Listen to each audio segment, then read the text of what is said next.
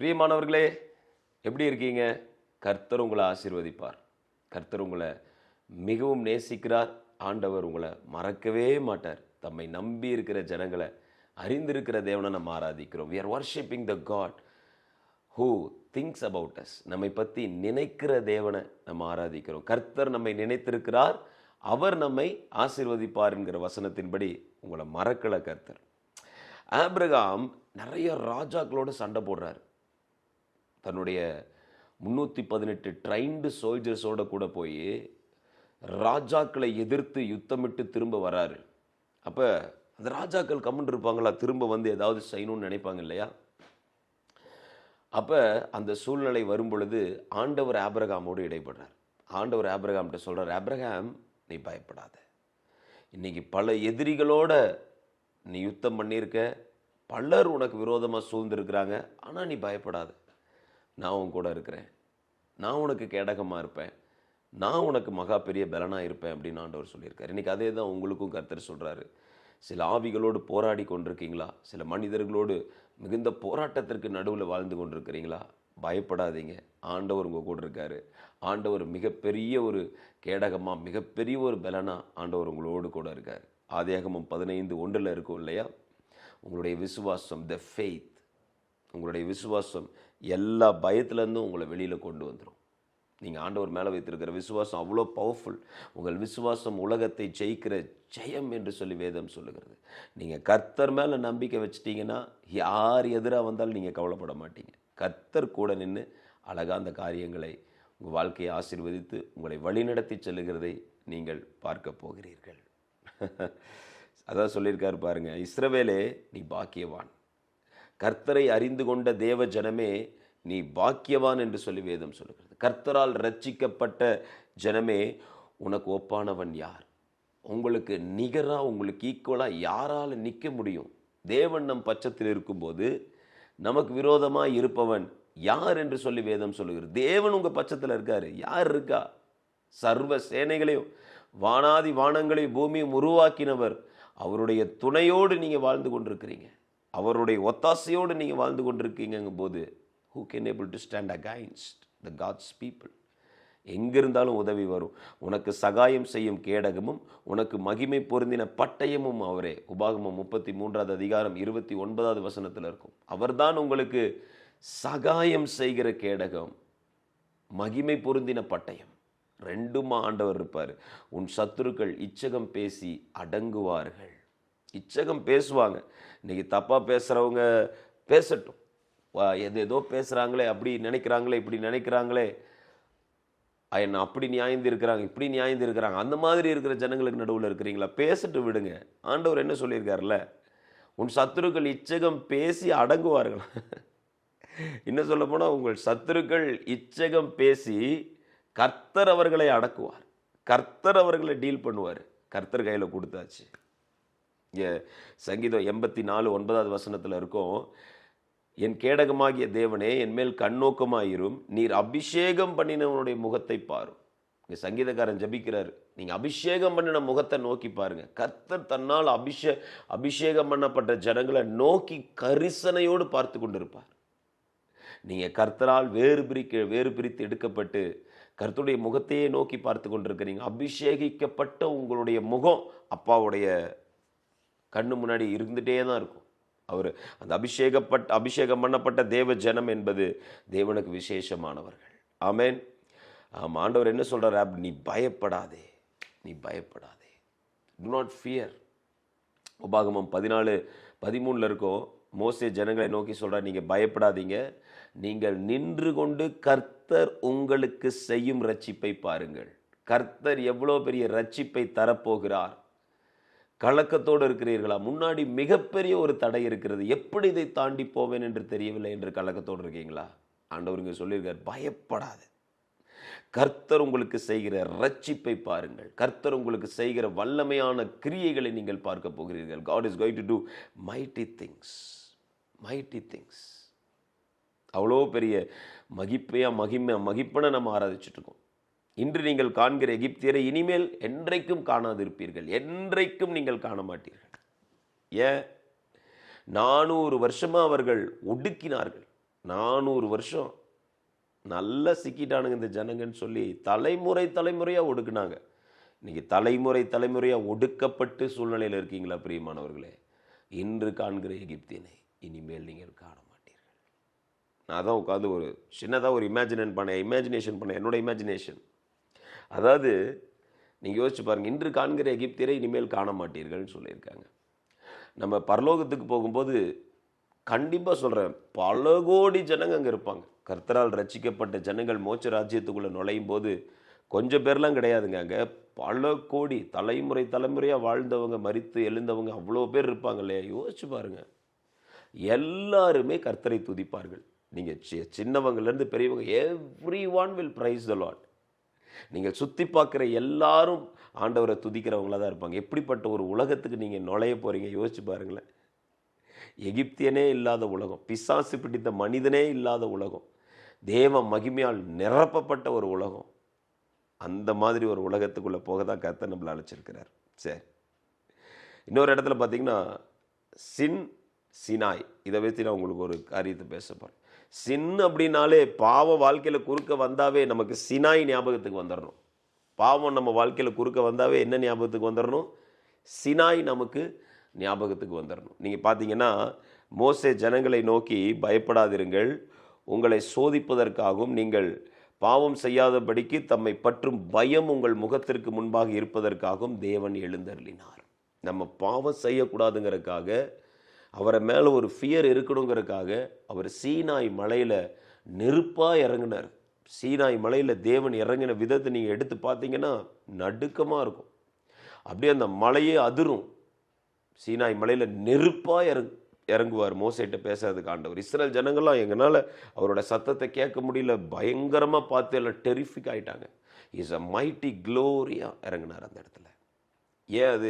ஏன் வந்து அப்படி இறங்கணும்? நம்ம எந்த மனிதனுக்கும் பயப்படக்கூடாது, எந்த சூழ்நிலைக்கும் பயப்படக்கூடாது. நம்ம பயப்படத்தக்கவர் ஆண்டவராகிய இயேசு மட்டுமே. அதுக்கு பயத்தின் ஆவி வேற. பயத்தின் ஆவிங்கிறது அது அசுத்தாவி. தேவ பயம்ங்கிறது வந்து பரிசுத்தாவியானவர் கொடுக்கிறது. நல்லா புரிஞ்சுக்கோ. அஞ்சு நடுங்கிறது இல்லை, அது பயத்தின் ஆவி இருக்கு.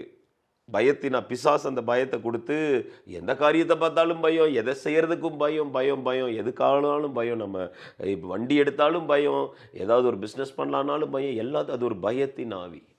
அது வந்து மொட்டைக்கு உட்கார வைக்கிற ஆவி. ஆனால் தேவ ஆவி நம்ம எழும்ப பண்ணுகிறவராக இருப்பார். தேவனுக்கு மாத்திரமே. சங்கீதக்காரன் சொல்கிறாரு, சங்கீதம் 118 சொல்லியிருப்பார், இந்த தேசம் ஃபுல்லாக எனக்கு எதிராக வந்தாலும் கர்த்தர் என்னோட கூட இருப்பார். என்னுடைய பட்டயம், கர்த்தருடைய பட்டயம் என் கையில் இருக்குது, நான் ஜெயிப்பேன் இந்த தேசத்தை அப்படின்றாரு. How powerful it is. எவ்வளோ விசுவாசம் பாருங்கள் தாவீதுக்கு. இன்றைக்கி அதே தான். எவ்வளோ ஆவிகள் எழும்பி வந்தாலும், எத்தனை சூழ்நிலைகள் வந்தாலும், கர்த்தருடைய பட்டயமாகிய வேத வசனம் உங்கள் கையில் இருக்குது. உங்கள் கையில் என்ன வச்சுருக்கீங்க? வேத வசனமாகிய ஆவியின் பட்டயம் இருக்கிறது. அந்த பட்டயத்தை பிடித்து கொண்டு நில்லுங்க. அந்த பட்டயத்தோடு நில்லுங்க. பட்டயத்தோடு நிற்கிறவங்க கண்டிப்பாக ஜெயிப்பாங்க. வெற்றி உண்டு உங்களுக்கு. என்னை பற்றின பயம் உங்களுக்கு உண்டாகும்படி சீனாய் மலையில் இறங்கினேன் அப்படின்னு சொல்லி இங்கே ஆண்டவர் சொல்லியிருப்பார். அதே ஆண்டவர் சொல்லியிருக்காரு, நான் உனக்கு கேடகமாக இருப்பேன். ஆபிரகாம்கிட்ட இன்னொரு வார்த்தை ஆண்டவர் என்ன சொன்னார்? ஆபிரகாம், நான் உனக்கு ஒரு கேடகமாக இருப்பேன். சங்கீதம் 119:14 சொல்லியிருப்பார் தாவீது, என் மறைவிடமும் என் கேடகமும் நீரே, உம்முடைய வசனத்துக்கு காத்திருக்கிறேன் அப்படின்னு இருக்கும். என்னுடைய மறைவிடமும் என்னுடைய கேடகமும் நீரே, உம்முடைய வசனத்துக்கு நான் காத்திருக்கிறேன். அதே இங்கிலீஷில் NKJV வெர்ஷனில் இருக்கும், you are my hiding place and my shield, I hope in your word. இங்கே தமிழில் வந்து உம்முடைய வசனத்துக்கு காத்திருக்கிறேன்னு இருக்கும். இங்கிலீஷில் வந்து NKJVயில் நான் உங்களுடைய வசனத்துக்கு, உங்களுடைய வசனத்தின் மேலே நம்பிக்கையாக இருக்கிறேன், உங்கள் வசனத்துக்கு மேலே நான் நம்பிக்கையாக இருக்கிறேன் ஆண்டவரே அப்படின்னு. அது இன்னொரு வெர்ஷன் NLT நியூ லைஃப் டிரான்ஸ்லேஷனில் எப்படி இருக்குன்னா, your word is my source of hope. என்னுடைய நம்பிக்கைக்கான ஆதாரமே உங்கள் வசனம் தான்.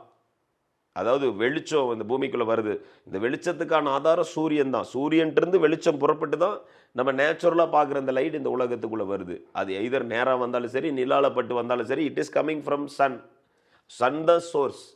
அதுபோல் இங்கே சங்கீதக்காரர் சொல்கிறார், உங்கள் வார்த்தை தான் என்னுடைய சோர்ஸ், உங்கள் வார்த்தையின் மூலமாக தான் நான் நம்பிக்கையை பெற்றுக்கொள்கிறேன். எஸ், கர்த்தருடைய வார்த்தை நம்முடைய இருதயத்தில் ஒரு நம்பிக்கையை கொண்டு வரும். நம்ம ஜெயிச்சிடலாம், நம்ம மீண்டு வந்துடலாம், நம்ம எழும்பிடலாங்கிற ஒரு கான்ஃபிடென்ட்டை கொண்டு வருகிறது தான் நம் தேவனாகிய கர்த்தருடைய வார்த்தை. It's a very powerful. இன்னொரு வெர்ஷன் ஜிஎன்டி வெர்ஷனில் இருக்கும், I put my hope in your promise. உங்களுடைய வாக்கு தத்தத்தின் மேல் என்னுடைய நம்பிக்கை வைக்கிறேன். என்னுடைய நம்பிக்கை, ஏன்னா வார்த்தைங்கிறது இப்படி எடுத்துக்கலாம் இல்லையா, தேவனுடைய வாக்கு தத்தங்கள். உங்களுடைய வாக்கை நம்பி நான் நிற்கிறேன் ஆண்டவரே, நீங்கள் சொன்ன வார்த்தையை பிடித்து நான் நிற்கிறேன் ஆண்டவரே. எனவே அப்படி கர்த்தர் மேலே நம்பிக்கை வைத்திருக்கிறவர்கள், காத்திருக்கிறவர்கள், அதையே சோர்ஸாக வச்சுட்டு இருக்கிறவங்க, வேர்ட் ஆஃப் காடை சோர்ஸாக வச்சுட்டு இருக்கிறவங்க கண்டிப்பாக வெட்கப்பட்டு போக மாட்டார்கள். 2 சாமுவேல் 22:3 சொல்லியிருக்காரு, தேவன் நான் நம்பி இருக்கிற துருகமும் என் கேடகமும் என் இரட்சண்ய கொம்பும் என் உயர்ந்த அடைக்கலம். எப்படிப்பட்ட ஒரு அடைக்கலமாக இருப்பாரா நம்முடைய தேவனாகிய கர்த்தர்? உயர்ந்த அடைக்கலம். உயர் அடைக்கலத்தில் என்னை வைத்தவரே உந்தன் நாமத்தை நம்பிடுவேன். ஆடு மேய்ச்சிக்கிட்டு இருந்தவனை கொண்டு போய் அரண்மனையில் உட்கார வச்சார், உயர்ந்த அடைக்கலத்தில் உட்கார வச்சார். உங்களுக்கு ஒரு உயர்ந்த அடைக்கலத்தை, அவரை நம்பி இருக்கிற தேவஜனமே உயர்ந்த அடைக்கலம் உங்களுக்கு இருக்குது. தாவீதுக்கு வைத்தவர் உங்களுக்கு ஒரு உயர்ந்த அடைக்கலத்தை கர்த்தர் ஏற்படுத்துவார். உயர் அடைக்கலம், உயர்ந்த அடைக்கலம் என் புகலிடம், என் இரட்சகருமானவர், என்னை வல்லடிக்கு நீங்களாக்கி இரட்சிக்கிறவர், ஆபத்துகளுக்கு கண்ணிகளுக்கு நீக்களாக்கி ரட்சிக்கிறவர், நான் அகப்படாதபடி, நான் என் கால் சிக்கி கொள்ளாதபடி ஆண்டவர் என்னை கண்ணிகளுக்கு விலக்கி கொண்டு வருகிறவர், வல்லடிக்கு விலக்கி கொண்டு வருகிற என் தேவனாகிய கர்த்தர் நீரே. ஆமேன். கர்த்தர் அப்படி உங்களை தப்புவித்து நடத்துகிறதை பார்ப்பீர்கள். சங்கீத ஏசாயா 37:33 இருக்கும், கர்த்தர் அசீரிய ராஜாவை குறித்து, அவன் இந்த நகரத்துக்குள்ள பிரவேசிப்பதும் இல்லை, இதன் மேல் அம்பு எய்வதும் இல்லை, இதற்கு முன்பாக கேடகத்தோடு வருவதும் இல்லை, இதற்கு எதிராக கொத்தாளம் போடுவதும் இல்லை. அதாவது எப்படின்னா, அசிரியாங்கிற ராஜா உலகத்திலே அன்னைக்கு சூப்பர் பவர், வேர்ல்டு பவர் அவன் தான், அசிரிய ராஜா தான். அவன் எருசலம் நேராக வரான். எருசலம்ங்கிறது ஒரு குட்டி நாடு, ஒரு சின்ன நாடு. ஆனால் கர்த்தர் எருசலமுக்கு கேடகமாக இருக்கார். நீ கர்த்தர் எருசலமுக்கு கேடகமாக இருக்க. இங்கே மிகப்பெரிய ஒரு ராஜா உள்ள சண்டைக்கு வராங்கிறப்ப இங்கே என்ன நடக்குது தெரியுங்களா? எவ்வளோ பெரிய கேடகமாக இருந்தாலும் நம்முடைய கர்த்தர் நமக்கு கேடகமாக இருக்கிறதுனால அந்த கேடகம் உடைந்து விழும். கர்த்தரே மகிமை பொருந்தின கேடகமாக இருக்கிறார். ஆண்டவரே நமக்கு மகிமையான கேடகமாக இருக்கிறாரு. இன்னைக்கு அவர் தான் உங்களுடைய கேடகம், அவர் தான் உங்களுடைய துருகம், அவர் தான் உங்களுடைய கண்மலை. ஆமேன். கண்மலையாகிய கர்த்தர், கேடகமான கர்த்தர், உண்மையுள்ள கர்த்தர்.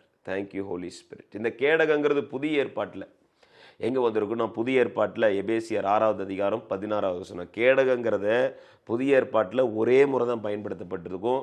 அது அப்போஸ்தலனாகிய பவுல் மட்டும்தான் அந்த வசனத்தை கையாண்டிருப்பார். கேடகம்ங்கிற வார்த்தையை பவுல் மட்டும்தான் ஹேண்டில் பண்ணியிருப்பார். இங்கே பாருங்கள், எபேசியர் 6:16 இருக்கும், பொல்லாங்கன் எய்யும் அக்னி அஸ்திரங்களை எல்லாம் அவிழ்த்து போடத்தக்கதாக எல்லாவற்றுக்கும் மேலாக விசுவாசம் என்னும் கேடகத்தை பிடித்து கொண்டவர்களாய் நில்லுங்கள். நம்ம எப்படி நிற்கணுங்கிறது பவுல் சொல்லியிருக்காரு. விசுவாசம் என்னும் கேடகத்தை, அந்த கேடகம் எப்படிப்பட்டதுன்னா எல்லாவற்றுக்கும் மேலானது. அந்த அந்த பொல்லாங்கன் எய்கிற அக்கினி அஸ்திரங்களுக்கெல்லாம் அது எல்லாத்துக்கும் மேலானது. சத்துரு போடுகிற அத்தனை பொய்களுக்கும், அத்தனை வஞ்சகத்துக்கும், அத்தனை தேவையில்லாத விஷயத்துக்கும் மேலே இருக்கிறது என்னன்னா கேடகமாகிய விசுவாசம். அதான் இங்கே எல்லாவற்றுக்கும் மேலாக விசுவாசம் என்னும் கேடகத்தை பிடித்து நில்லுங்கள். Faith is the shield. புதிய ஏற்பாட்டில் நமக்கு சொல்லியிருக்காங்க, விசுவாசம் நம்முடைய கேடகம். ஐ பிலீவ் இன் காட், நான் கர்த்தரை ட்ரஸ்ட் பண்ணியிருக்கிறேன். அப்புறம் ஆண்டவர் ஆபிரகாம்கிட்ட என்ன சொல்கிறார்? நான் உனக்கு மகா பெரிய பலனாக இருக்கிறேன். I will be your rewarder. எரேமியா 31:16 இருக்கும், நீ அல்லாதபடி சத்தத்தை அடக்கி நீ கண்ணீர் விடாதபடி உன் கண்களை காத்துக்கொள் என்று கர்த்தர் சொல்லுகிறார். உன் கிரியைகளுக்கு பலன் உண்டு என்று கர்த்தர் சொல்லுகிறார். அவர்கள் சத்ருவின் தேசத்திலிருந்து திரும்பி வருவார்கள். எரேமியா போய் சொல்கிறாரு இஸ்ரவேல் ஜனங்களை பார்த்து, தயவு செய்து இந்த பாவத்தை ரிப்பீட்டடாக செஞ்சுட்டே இருக்காதீங்க. உங்கள் மத்தியில் ஊழியக்காரங்களை அனுப்பிட்டே இருக்காரு, இந்த விட வேண்டிய காரியங்களை தயவாய் விட்டுருங்க அப்படின்னு சொல்லி எரேமியா போய் கேட்டுகிட்டே இருக்கிறார். ஆனால் அந்த ஜனங்க விடுற மாதிரி இல்லை. அதுக்கப்புறம் அவர்கள் சிறைப்பட்டு போய் விடுகிறார்கள் பாபிலோன் தேசத்துக்கு. அப்பயும் அழுகுறார் எரேமியா. புலம்பல்னு ஒரு புக்கே இருக்கும், எடுத்து வாசிச்சு பார்த்தீங்கன்னா இருக்கும். புலம்பலில் ஃபுல்லாக புலம்பி தள்ளி இருப்பார்.